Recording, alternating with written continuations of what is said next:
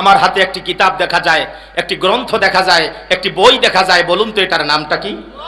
আরো জোরে বলেন, আল কোরআনুল কারীম। ঠিক না বেঠিক? এই কোরআনুল কারীম খানা আজ থেকে ১৫০০ বছর আগে এই পৃথিবীর সবচেয়ে মহামানব, শ্রেষ্ঠ মানব, শ্রেষ্ঠ লিডার, শ্রেষ্ঠ বাবা, শ্রেষ্ঠ নানা, শ্রেষ্ঠ স্বামী, শ্রেষ্ঠ নবী, শ্রেষ্ঠ রাসূল, শ্রেষ্ঠ সায়েন্টিস্ট, শ্রেষ্ঠ বিজ্ঞানী, শ্রেষ্ঠ টিচার, শ্রেষ্ঠ ডক্টর, শ্রেষ্ঠ মাস্টার, শ্রেষ্ঠ প্রফেসর, শ্রেষ্ঠ ইঞ্জিনিয়ার নবী মুহাম্মদুর রাসূলুল্লাহ। কথা বলেন ঠিক না বেঠিক? সেই নবীজির উপরে, হেরা গুহার উপরে আমার ভাইরা আজ থেকে ১৫০০ বছর আগে এই কোরআনুল কারীমের প্রথম সূরাত আল আলাকের ১ থেকে ৫ নম্বর আয়াত পর্যন্ত নাজিল হয়েছে। কথা বলেন ঠিক না বেঠিক?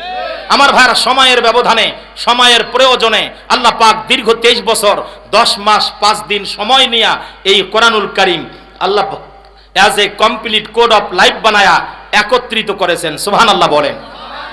আল্লাহ পাক এই কোরআনুল কারীম খানা সাজালেন ৭টা মানজিল, ১৪টি সেজদা, ৩০টি পারা, ১১৪টি সূরা, ৫৫৮টি রুকু বা অধ্যায়, ৬২৩৬টি আয়াত, মতান্তরে ৬৬৬৬টি আয়াতে কারিমার সমন্বয়ে as a complete code of life বানিয়ে, লাইফ ব্লুপ্রিন্ট বানিয়ে, ক্যাটালগ বানিয়ে, মাইল ফলক বানিয়ে আপনার আমার জন্য হেদায়েতের মেসেজ হিসাবে যেই কিতাবখানা আল্লাহ পাঠালেন তার নাম হলো কোরআনুল কারীম।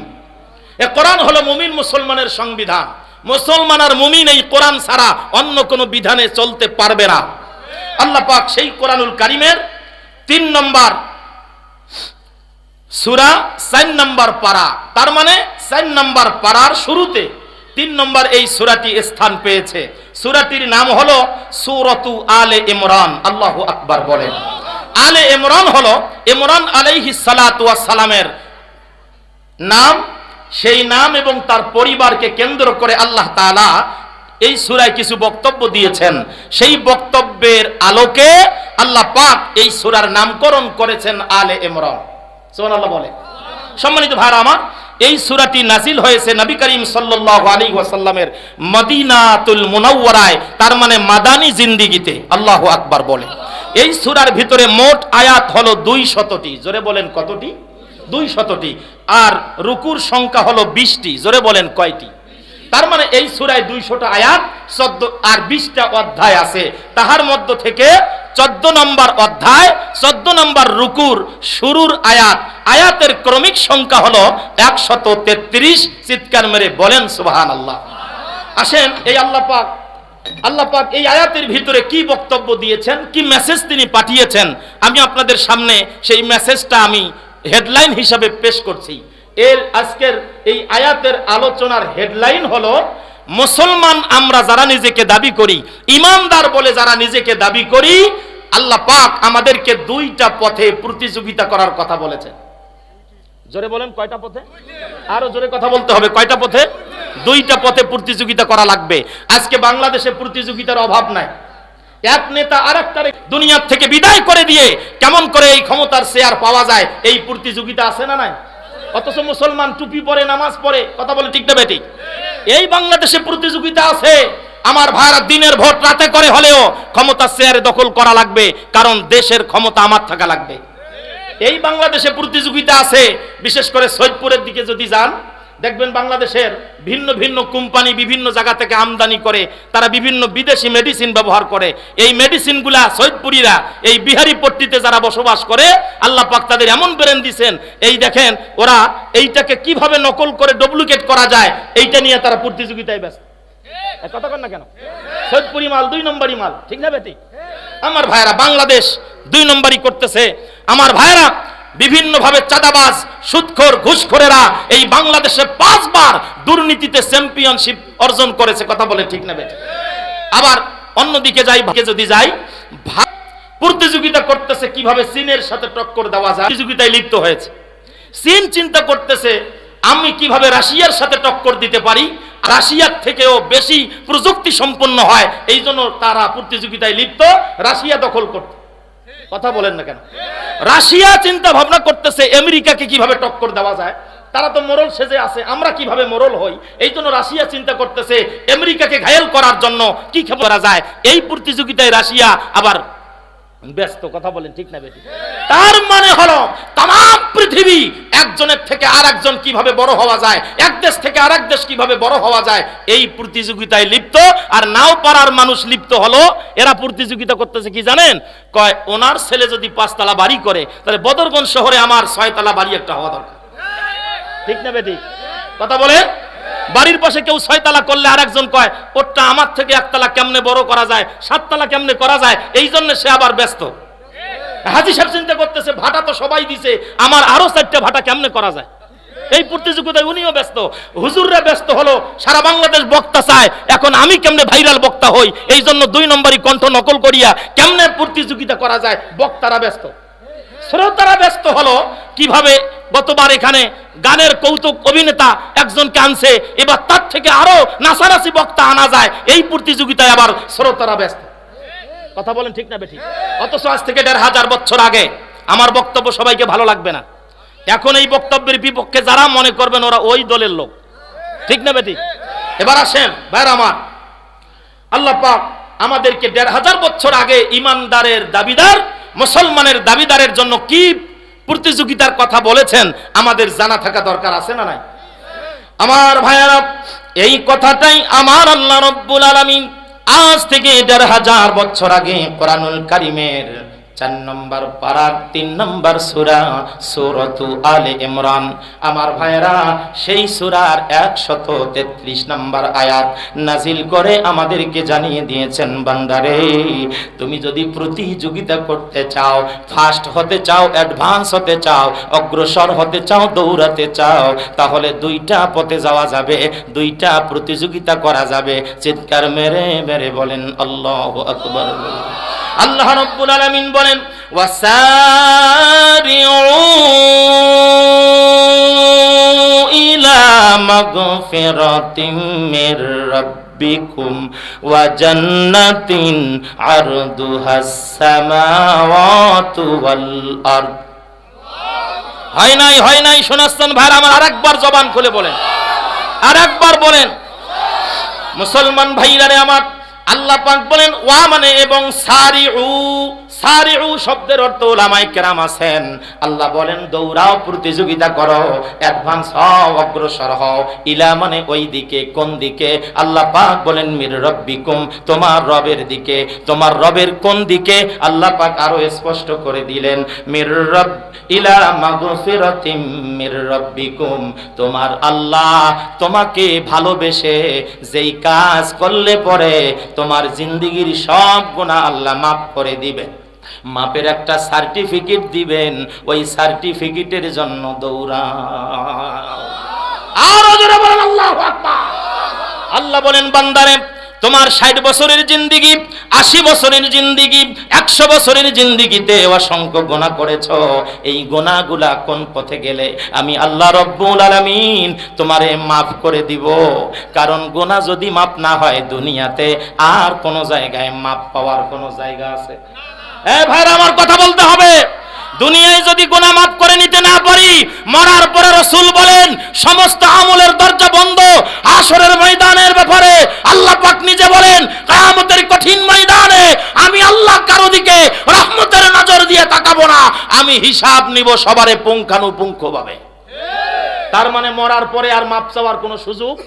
তাহলে মাপ চাইতে হবে দুনিয়াতে না মরার পরে? এই জন্য আল্লাহ বলেন বান্দারে জিন্দিগির পরতে পরতে গোনা, চেয়ারে বসে গোনা করেছো, ক্ষমতার জোরে গোনা করেছো, কলমের খোসায় গোনা করেছো, অন্যের জমিনের আইল ঠেলে গোনা করেছো, এরপরে বইনের হক নষ্ট করে গোনা করেছো, ভাইয়ের হক নষ্ট করে গোনা করেছো, মা বাবার হক নষ্ট করে গোনা করেছো, মা বাবা সন্তানের হক নষ্ট করে গোনা করেছো, আত্মীয় স্বজনের হক নষ্ট করে গোনা করেছো, মাদ্রাসা দিয়েছো, মাদ্রাসার খোঁজ খবর নাও নাই, এই জন্য এটার গোনা করেছো, মসজিদ দিয়েছো, নামাজির খবর নাও নাই, মসজিদে যাওয়ার পরে মসজিদ দেওয়ার পরে গোনা করেছো, এই অসংখ্য গোনা করতে করতে কালো কুসকুসে হয়ে গেছো। এই গোনাগুলা দুনিয়াতে যদি মাফ করাই নিতে না পারো, আমি কিয়ামতের দিন তোরে মাফ করব না, সরাসরি আমার জাহান্নামে পাঠাই দিব। জাহান্নাম কি? আল্লাহ পাক বলেন ইন্নাহা সাআত মুস্তাকাররাও ওয়া মুকামা। গত বছর এই মাঠে আমি বক্তব্য দিয়ে জাহান্নামের বয়ান করেছি, কথা বলেন ঠিক না বেঠিক? তার তার মানে জাহান্নাম অত্যন্ত কঠিন ভয়ঙ্কর। আল্লাহ বলে জাহান্নামে আসা যাবে না, জান্নাতে যেতে হবে। জান্নাতে যেতে হলে দুনিয়ার গুনাহ দুনিয়াতে মাপ নেওয়া লাগবে। চিৎকার মেরে বলেন ঠিক না বেঠিক? তাহলে আমাদেরকে প্রতিযোগিতা করা লাগবে আল্লাহর আয়াত অনুযায়ী। 1 নম্বর পথ সেটা হলো গুনাহ মাফের পথ, ঠিক না বেঠিক? এবার আসুন তো ভাইরা আমার, এই ওয়াজ তাদের দরকার যাদের জীবনে অনেক গুনাহ আছে। আমি এবার দেখতে চাই জীবনে একটা গুনাহও নাই এমন একজন ভাই দাঁড়াবেন, 1 লক্ষ টাকার চেক লিখে দিব। একজন বলবেন হুজুর আমার কোনো গুনাহ নাই। একজন খালি বলেন কসম আল্লাহর 1 লাখ টাকা দেব, একজন বলবেন। তার মানে সবাই গুনাহগার। এক বেটা বাংলাদেশে বসে আছে, নাম হলো আব্দুল লতিফ সিদ্দিকী। ওর বেটার নাম অনেক আগে মানুষ রাখছে কাজ্জাবি। টাঙ্গাইলের আব্দুল কাদের সিদ্দিকীর ভাই। এটা রাজনীতির বক্তব্য নয়, আমার থেকে বেশি রাজনীতি আপনারা বুঝবেন না। কারণ কোরআন আল্লাহ রাজনীতির কিতাব বানাইছে, এই রাজনীতি রাসূল করছে, সাহাবায়ে কেরাম করছে। কথা বলে ঠিক না বেঠিক? মন খারাপ করলেন নাকি? বলতেছেন হুজুর আমি তো অনেক আগে থেকে যুগ্ম সম্পাদক হিসেবে আছি, আমার থেকে আপনার বয়স কম, আপনি ফির বড় রাজনীতিবিদ হইলেন। আপনিও কোরআন পড়েন, কোরআন তাফসীর করেন, কোরআন বুঝেন, আপনি শ্রেষ্ঠ রাজনীতিবিদ হবেন। ঠিক না বেঠিক ভাইজান? মন খারাপ হচ্ছে নাকি? কারো মন খারাপ হচ্ছে? তাহলে এই আব্দুল লতিফ সিদ্দিকী আগে নামটা শুনেন, তারপরে কথা বলেন। কয়েকদিন আগে ওই বেটাকে এক মাহফিলে অতিথি বানানো হয়েছে। উনি সবার শেষে বলতেছে যে এই যে হুজুররা যে দোয়া করে আমি দোয়ার পক্ষে না, আমি কোনোদিন আল্লাহর কাছে ক্ষমা চাই না। হুজুর বলতেছে কেন আপনি চান না? বলতেছে কারণ আমার কোনো গুনাহ নাই। নাউজুবিল্লাহ পড়েন তো। বলতেছিলাম আব্দুল লতিফ সিদ্দিকী বলতেছে, বেটা বলতেছে আমার কোনো গুনাহ নাই, এই জন্য আল্লাহর কাছে আমি কোনোদিন ক্ষমা চাই না। নাউজুবিল্লাহি মিন জালিক। পৃথিবী না জানুক আমি তো জানি, আমি কি পাপ করেছি হায়, আমার পাপের করলে বিচার, বাঁচার আমার নাই উপায়, দয়াময় মাফ করো আমায়। তার মানে বোঝা গেল আমাদের জিন্দেগির প্রত্যেকটা পরতে পরতে গুনাহ। এ মুসলমান, চলতে গুনাহ, শুইতে গুনাহ, ব্যবসায় গুনাহ। আমার ভাইয়েরা, চাকরি করতে গিয়ে ঘুষ দিয়েছি, ঘুষ নিয়েছি গুনাহ, খাইতে বসেছি অবৈধ খাবার গুনাহ। এ মুসলমান, আল্লাহ পাক বলেন বান্দারে ওয়াসারিউ ইলা মাগফিরাতিম মির রাব্বিকুম, তোমরা দৌড়াও কেমনে তোর জিন্দেগির গুনাহগুলি আমি আল্লাহ মাফ করে দিব। আমার ভাইরা, সময় নষ্ট করব না। আল্লাহ পাক 1 মিনিটে জিন্দেগির 100 বছরের গুনাহ মাফ করে দিবেন। এই কথাটা আল্লাহ নিজে কোরআনুল কারিমে বলেছেন। চিৎকার মেরে বলেন সুবহানাল্লাহ। আল্লাহ পাক বলেন ওয়াল্লাযীনা ইযা ফাআলু ফাহিশাতান আও যালামু আনফুসাহুম যাকারুল্লাহ।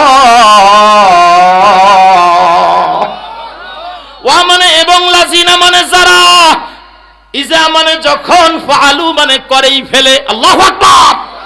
আল্লাহ বলেন ও দুনিয়ার বান্দা বান্দীরা, ওয়াল্লাযিনা ইজা ফাআলু, তোমরা যখন করেই ফেলো, কি করো বান্দা, ফাহিশাতান, যত গুনার কাজ আছে অবৈধ, 2 নম্বরই ধান্দাবাজি, টাকা চুরি, চাঁদাবাজি, ছিনতাই, খুন করা, গুম করা, দিনের ভোট রাতে করা, যত অবৈধতা আছে আল্লাহ পাক বলেন ফালু ফাহিশাতান, ওই কাজটা যদি তোমার দ্বারাই হয়েই যায় রে বান্দা, আল্লাহ আও যালামু আনফুসাহুম, ও বান্দারে এমন গুনাহ আছে দুনিয়ার কেউ জানে না, সাংবাদিকে জানে না, নেতায় জানে না, নেত্রী জানে না, দলের কেউ জানে না, এলাকার কেউ জানে না, নিজের ভাই জানে না, নিজের বাবা জানে না, নিজের মা জানে না, নিজের বোন জানে না, নিজের বউ জানে না, নিজের ছেলে জানে না, কোনো বন্ধুই জানে না।